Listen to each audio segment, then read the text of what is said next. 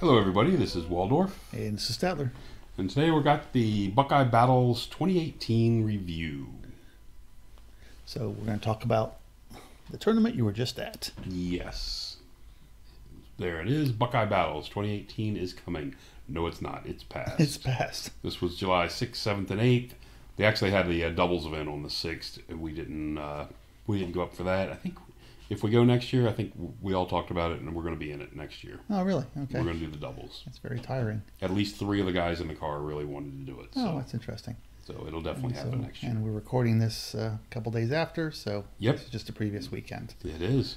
And this was 5 games. 5 games of wonderful 4,500 point action. There you go. All standard scenarios, nothing funky. The only funky scenario, of course, is this. Oh, the first one with the big mats. In addition to being hidden deployment. In addition to being the battle line and hold the center, this one was hidden deployment. And to offset the hidden deployment, whoever picked sides got a. Whoever did not pick sides got a +1 to go first. Okay. To kind of offset the picking sides thing. Right, right. And you can see there's the big room that they played in. And there were 96 players? 96 players. Okay, and it started on Saturday in the morning, 3 games on Saturday, 3 games Saturday, 2 games Sunday. 2 games Sunday. 10 o'clock starts, a little late, especially on Sunday for me. 10 o'clock. Oh, yeah, if you want to drive. Because by the time you finish, get the awards ceremony, it's close to 6 by the time you're out of there. And a lot of people with a 7-hour drive. Some a lot further than that. What they did with the doubles tournament on Friday? What do you mean by what you did? The hours. I don't know. Okay. It was done when we got there at about 6:30. So almost been early. And 3 games, 4 games, 2 games. Maybe we got there at 7, but it was done. Yeah, 3 games. 3 games. Okay. 3 doubles games. The one thing they do in the doubles games is they don't have a. They don't allow BSBs. Oh, okay. Which, as you can imagine, definitely speeds up the games. Yeah, I would think so, especially those low leadership armies. And you can see 96. So now we're starting. This is the big hall. This is the big. And it's the same place. It's a big stage area. It is. You can see one in the previous with the weird pictures, lighting. You might see the other. Yeah, the corners tend to be a bit dark. Yeah. Through that doorway towards the back is another room, and back there are the 40. There's a 40K tournament going on. Looked like about 30 people back there. There's Trihammer on the left. So it looks like all the Trihammer. He's slightly recognizable. It's always with the haircut and the big muscles. Don't make him angry. He'll kill you. Don't make him angry. Yeah. So it looks like all. I mean, we saw some of the battle reports. The terrain, I won't say that it was the best in the world. Terrain was serviceable. But every table looks like it had some kind of ground covering and different things. It wasn't. There was no felt anywhere. There were no table felt. Yeah. These were the. They did have some of the hard knuckle buster tables. Okay. And the ones you don't want your metal models to fall over on because it might chip. But, yeah. You know, they had a few of they had some of those. Again, the terrain serviceable, not great. Usually 4 to 6 pieces of terrain on every board. Yeah. High ceilings, so that should have kept the heat down. Very high ceilings to help keep the heat down. Did anybody get electrocuted by all this stuff on the wall? No one that I know of got electrocuted. You can see looking out, this is from one side of the hall to the other. You're actually on a stage. To the right is the open auditorium where all the seating is, and we're up on the stage. Okay, so people could watch you. Yeah, if somebody wanted to, they could sit in that audience. And you can see there's a guy back there doing it.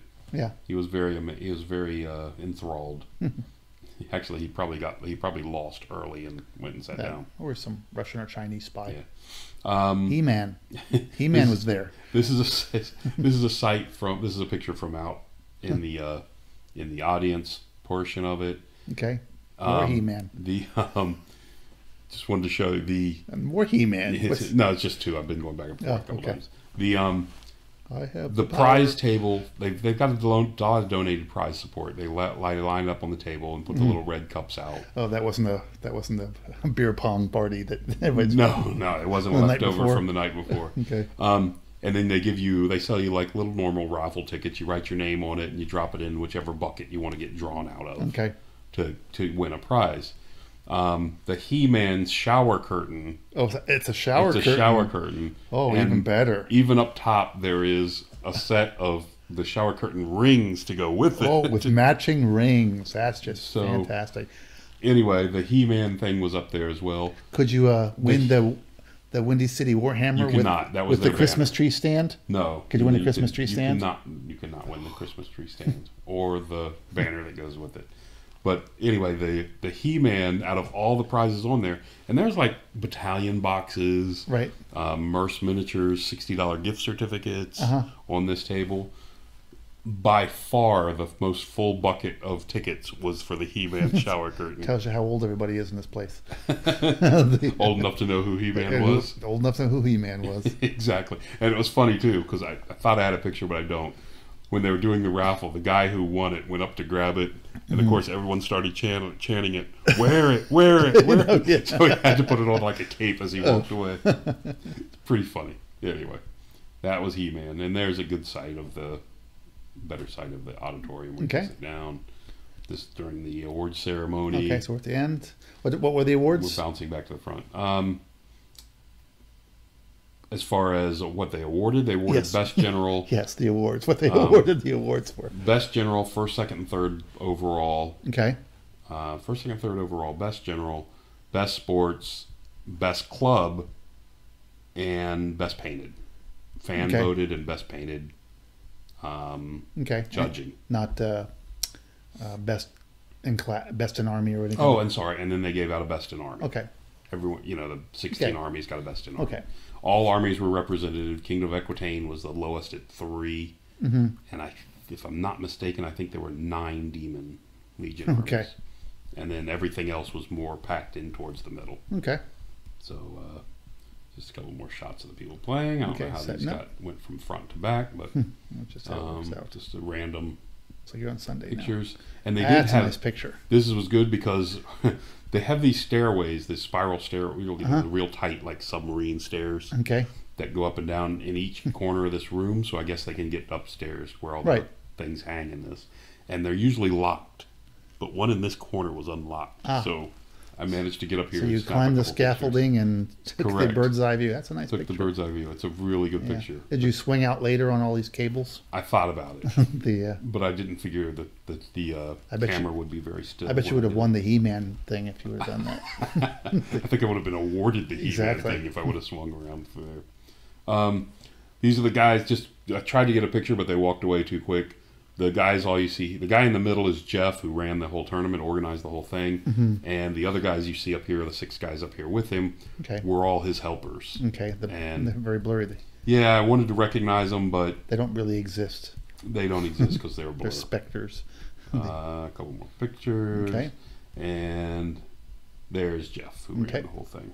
So, yeah, it's a great tournament. Had a great time. It's fantastic. Were the cheesy puffs? The best club got the cheesy puffs. Oh, the best club got cheesy puffs. Okay. Got the box of the container of cheesy puffs. CGL, my club, he made the announcement. He said, "Well, now it's time for the best club award." And CGL would have won, but they didn't bring a banner, which was 50-point bonus, which is clearly in the rules. Ah. So we're getting a banner done. We would have won that container of cheesy puffs. Of course, cheesy puffs because you couldn't come up with a banner. Guy wouldn't have been very happy because we would have carried it home in his car, and I'm sure we would have been eating it in his brand new car, and he wouldn't have been happy. That's all right. With yellow dust all over his brand new car. BMWs clean out easily. Anyway, moving on. So here's the list. Brandon Gallegos won with Demon Legions. Max in second, and Joe Finlayson in third. Joe actually had total battle points on everybody. The problem Joe has is, if you notice the list bonus, he did not turn in a list. So, lost 10 points for that. He's doing ETC this year? He is. He was an ETC player, didn't turn in his list because ETC lists weren't due. US ETC. He's a US ETC player. Also, a little bit down the list at number 7, Jeff. Yeah. Also an ETC player, didn't turn his list, would have put him at 139, tied for second had he turned in his. Yeah. Again, major changes, just, right, for not turning in a list. Anyway, so going down the list, there you got those guys. Oh, sorry, went the wrong way. Note number 18. I'm not that upset about a top 20 place with Orcs and Goblins. Yeah, especially with your list. Uh, hey, what do you say? Moving on down, next 20. You can see there's another Chris Mintz, another ETC player, didn't turn his list. James Silva down there, finishing under my orcs. I want to point that out. Is it because it's 10 points? Shh, quiet. Doesn't matter. There's another one. And 80. You can see all the way up to 80 now. And there we go, the final 16. Last one, 96. 96 players. So Okay. it was 96 is fantastic. Again, if you can get to a tournament, I suggest going to this one. It's nice. The only thing, like we mentioned before, the terrain was serviceable, not great. Right. The other issue, if you saw from the pictures, the tables are, right against each other with a few feet in between them. Yeah, there wasn't a lot to put stuff. There's no room to put your casualties. If you watch my videos, the battle reports, you would see some of the... Yeah, tables are very messy. And top piles of dead stuff in corners because there's nowhere else to put Pieces them. of paper and everything else, yeah. Right. Yeah, I really like the tournaments where there's enough space between tables, like a 2 feet gap.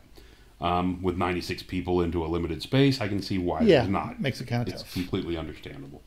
But anyway, those are the only two. Those and the 10 o'clock a.m. start on Sunday are the only things I would say that detract from it. So looking at this, out of the top 12 players, there are 10 different armies represented. Okay. That's a nice spread. Only 2 armies duplicated in the top 10. Top 12. I think that's a good indication they're doing a good job with some of the balancing. Well, they're definitely they're heading in the right direction. Heading in that direction, yeah.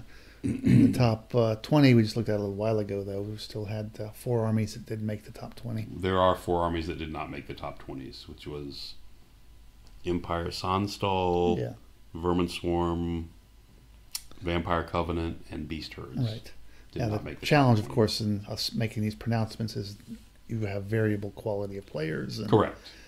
It could be that how your matchups worked out. Maybe you faced a top guy on first day and it knocked you down. It could be anything. Yeah, it could be anything. This isn't a hard and fast. Yeah. They must be doing it. It's not what it. A bad die roll at the wrong time and boom. Correct. Yeah, it could be anything. So. But now you also look at that and you say, okay, well, had this demon player here at 7 turned in his list, you'd have 2 demon players in the top. Correct. 3 or 4 yes. at minimum. Yeah. So anyway, quick list. Here's our CGL club that I mentioned. We would have won best club overall. So top 20. You had 1, 2, 3, 4, 5. Yep. We have 25% of the top 20. Yeah. We're happy with that. We should be. Just need to get a banner made. Can't believe after all these years you don't have a banner. And we brought 8 people. 5 of our 8 guys finished in the top 20. And 3 were in the same car. And 3 of us were in the same car. Yeah. What? Phil, number 9, Brandon at 13, and me at 18. We're all in the same car. Yep. And expanding that a little bit, here's the top 20. And these are the Mid-Atlantic players in the top 20. Right. And as you can see, there's 10 of the 20 of our Mid-Atlantic players. Yeah. These are the guys I typically play with, that show up to all the tournaments. We're closest to Europe. It must be rubbing off. Well, is that what it is? That must be what it is. We're the closest. We're the closest region to Poland. Yeah, active region. The closer you get to Poland, the better you yeah, get. Exactly. Is that the thought? That's the thought.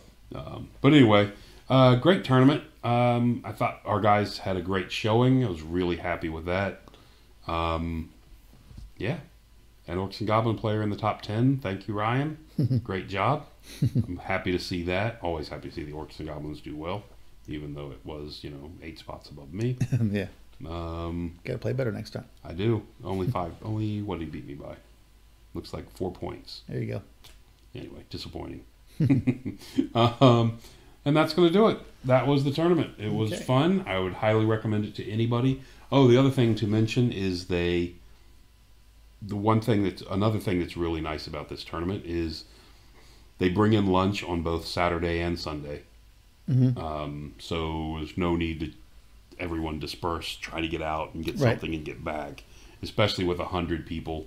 You know, Yeah. that would flood the nearby restaurants. How close were the hotels to the place? That was not really an issue. Our hotel was, most of the hotels of the people I know were, you know, between 8 to 10 miles away. So you had to drive. There was no walking. No, there's definitely no walking to Okay. the hotel. There was, you know, it's about a 15-minute drive, Okay. which is not bad at all. Mm-hmm. But it's a 15-minute drive from your hotel back to the venue Yeah. Okay. and back. Mm-hmm. So, again, that's to me not a problem, which is fine. When they're in the hotel, it's fantastic. Yes. When a tournament's held in the hotel, it's really good. You can guarantee you have a clean bathroom. Because you go, exactly. Yeah. Things back up, you just head upstairs to the bathroom. Yep. But anyway, again, but positive side, really good tournament, well run. 96 people to get a well-run tournament out of 96 people is an achievement. Yeah, and that's pretty close to the old 8th edition numbers. So We run the, you know, Mountain Mayhem, which is coming up in October, which you can see at mountainmayhemgt.com. Slight I'm plug sorry, there. I didn't get that URL. mountainmayhemgt.com. Yeah, will that be in the comments at the bottom?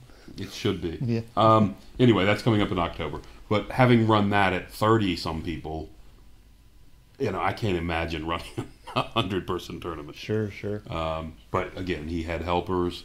Things moved around smoothly. They made great announcements on time. Mm-hmm. I think there were 2 hours and 45 minutes on time. If you've watched my videos, you've probably seen that not all my games finished. I really think this game is slowing down to what it was before in 8th edition. And it's part of it's not knowing everything and having to look stuff up every now and then. I'm sorry. Not knowing the stats on all the other armies. Oh. So it's slowing the games down a bit. Yeah, with the new stat line, everything. Yeah. And especially with the new stat line, now you're checking offensive, defensive, weapon skill. Right. That kind of thing is kind of slowing it down.